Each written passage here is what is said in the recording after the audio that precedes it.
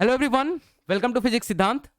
तो कल मैं ये पेपर सॉल्व कर रहा था, पेपर 1, और लाइव हमने कल रात में सॉल्व किया। तो एक तरीके से सॉल्व करने पे ये बहुत आराम से सॉल्व हो गया, है ना। ABCD इसका करेक्ट आंसर आ गया। क्वेश्चन नंबर 3 पेपर 1 का फिजिक्स का सवाल है। बट मैंने इसको बाद में जब दोबारा देखा तो एक चीज इसमें मुझे क्लिक किया, जिससे ये पेपर ये जो क्वेश्चन है ये बोनस होने की संभावना हो गई है ना। और पूरे चांसेस है कि ये बोनस हो जाएगा, क्योंकि इसमें एक तरीके से अगर स्टूडेंट सॉल्व कर रहे होते तो इसमें से कोई सा भी ऑप्शन मैच नहीं करता। यार मुझे खुद में बहुत बुरा लगता है जब ये कोई भी क्वेश्चन अगर बोनस होता है ना, तो बहुत बुरा लगता है। क्योंकि एक तो स्टूडेंट ने इतनी सारी मेहनत करी होती है, पूरा का पूरा क्वेश्चन को पूरा टाइम दिया इस क्वेश्चन को, है ना, पूरे अच्छे तरीके से सॉल्व किया पूरा टाइम देके, और उसके बाद किसी ने आंसर निकाला, उसको भी उतनी मार्क्स मिलेंगे। और एक जो है वो डायरेक्टली आया, वो उसने क्वेश्चन देखा भी नहीं, या किसी ने तुक्का मारा, तो -2 की जगह पे उसको पूरा का पूरा मार्क्स मिल रहा हो, तो बहुत गलत होता है। बट बोनस ही ऑप्शन है, क्योंकि अगर स्टूडेंट अगर अलग तरीके से इसको अप्रोच करते तो ये कुछ अलग अलग इसका कुछ अलग सॉल्यूशन आता जो कि मैच नहीं कर रहा है ना। तो हम लोग देखते हैं।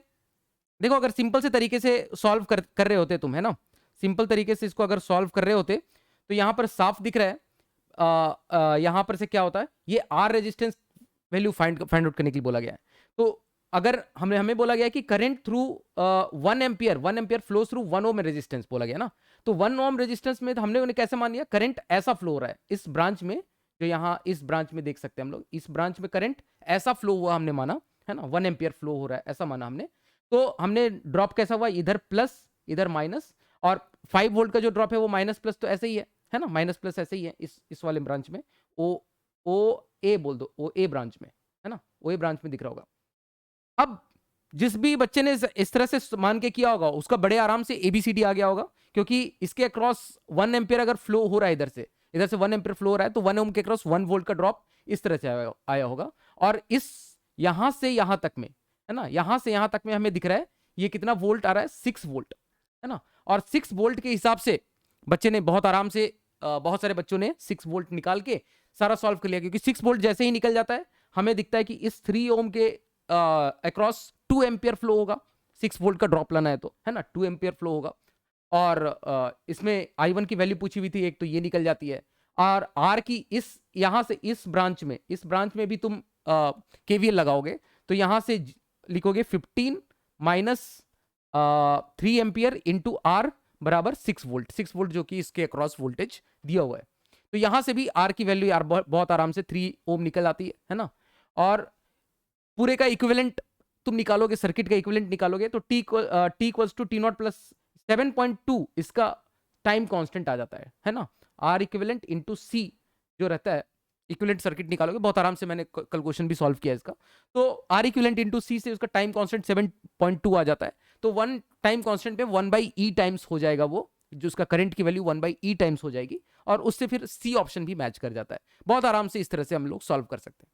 बट अगर किसी बच्चे ने कुछ ऐसा सॉल्व किया होगा कि करंट का डायरेक्शन इस डायरेक्शन में ले लिया होगा, करंट का डायरेक्शन हमने कैसा लिया था पिछले केस में, ऐसा ले लिया था, लेकिन अब ऐसा नहीं होके करंट का डायरेक्शन अगर इस डायरेक्शन में है, इस डायरेक्शन में अगर करंट फ्लो हो रहा है ना, इस डायरेक्शन में करंट फ्लो हो रहा होगा, तो यहां पर प्लस और -1 वोल्ट का ड्रॉप इस तरह से होगा, है ना। तो अगर मैंने इसको जीरो पोटेंशियल माना है ना, तो जीरो, तो यहां का पोटेंशियल या इस पॉइंट का पोटेंशियल कितना हो जाएगा, +5 वोल्ट, और यहां इस पॉइंट का पोटेंशियल हो जाएगा 4 वोल्ट।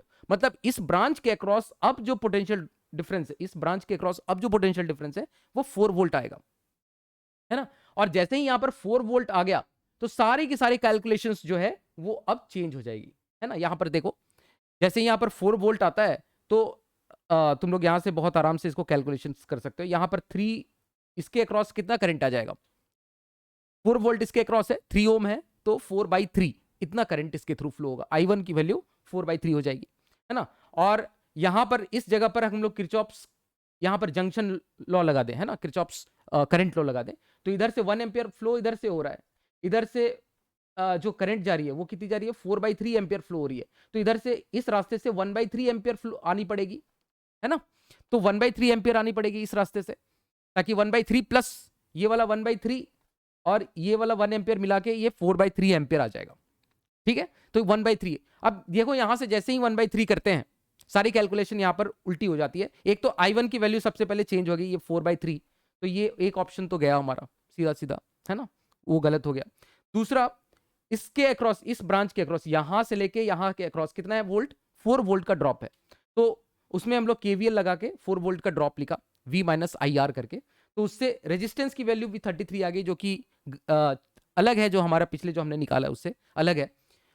और t इक्वल्स टू इन्फिनिटी पे भी देख लो, इसके across t equals to infinity पे इसके अक्रॉस 4 वोल्ट आने वाला है ना, कैपेसिटर वाला जो ब्रांच है उसके अक्रॉस भी 4 वोल्ट आने वाला है, तो सारा का सारा ड्रॉप कैपेसिटर के अक्रॉस होगा, तो 4 इंटू 2 8 माइक्रोकुलम उसमें फाइनल चार्ज स्टोर होगा, final t equals to infinity पे, तो 8 माइक्रोकुलम है, जो कि पुराना वाला 12 माइक्रोकुलम आ रहा था, 6 इंटू 2 करके, यहाँ पर 8 माइक्रोकुलम आ रहा है।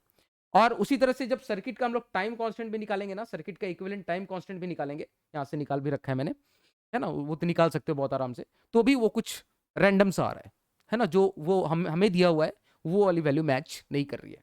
तो उस तरह से अगर देखा जाए तो ये चारों ही option, none of these match हो रहा है, नन ऑफ दीज।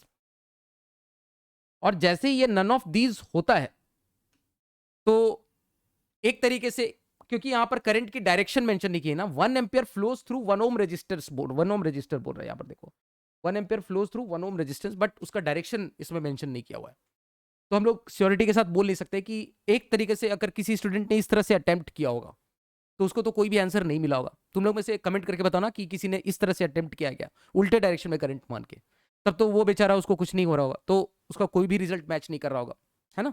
और जिसने उल्टे डायरेक्शन में सोचा होगा, जो जिससे आंसर आ रहा है, तो उसका तो चारों आंसर आ रहा होगा, तो बोनस तो होगा ही होगा क्वेश्चन। बट तुमने किस तरह से अटेम्प्ट किया, तुमने क्या क्या इसमें ऑप्शन मार रखा था कि इसका नेगेटिव मार्किंग हो रहा था और फिर इसको बोनस मिल रहा है, वो भी बताओ एक बार कमेंट सेक्शन में, है ना। और मुझे और भी अगर मिलता रहता है, मैं अभी पेपर 2 अभी स्टार्ट नहीं किया मैंने, देखना पेपर 2 भी मैं देखता हूँ, अगर कुछ ऐसा मुझे मिलता है तो हम लोग उसको डिस्कस करेंगे, अपडेट कर दूंगा मैं अपने चैनल पे। और मैं नहीं चाहता हूँ कि बोनस हो, क्योंकि बोनस होना स्टूडेंट्स के लिए सबसे बड़ा गलत हो जाता है यार, स्टूडेंट्स के साथ गलत हो जाता है। ठीक है, चलो खैर हम लोग मिलते हैं नेक्स्ट वीडियो में, तब तक के लिए थैंक यू सो मच।